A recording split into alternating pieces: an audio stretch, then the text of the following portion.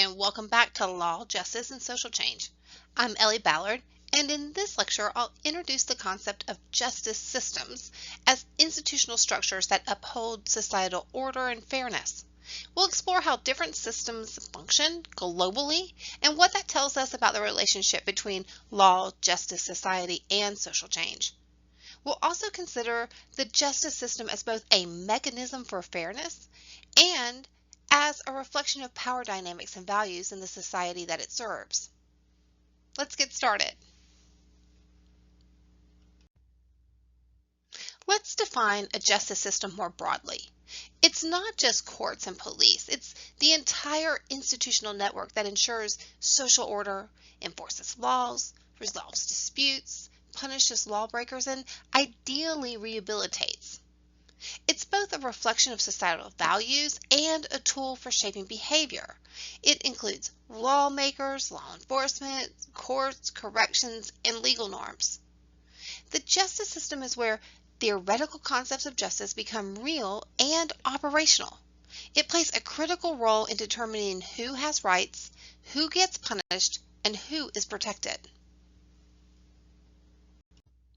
Let's go through the 5 essential functions of a justice system.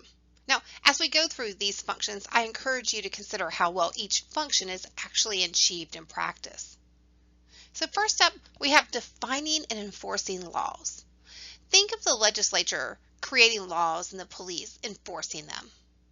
Next, we have protecting rights and freedoms. This includes constitutional protections like due process and civil rights. Third, we have resolving disputes.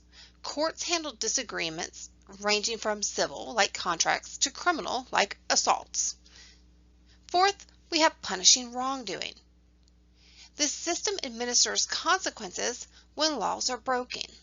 And our last essential function is rehabilitating offenders. It's a more modern focus, moving away from just punishment to helping people reintegrate into society.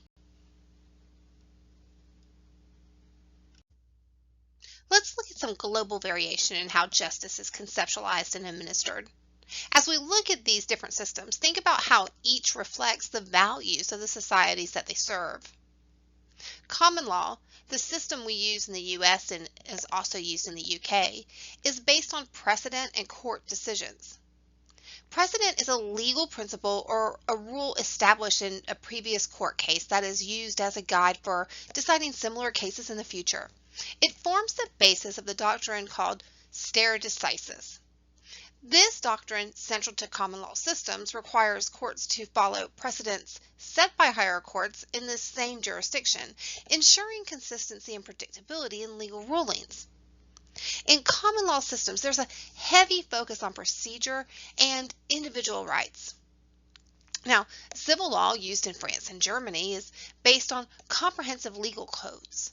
Judges take more of an active role in fact-finding.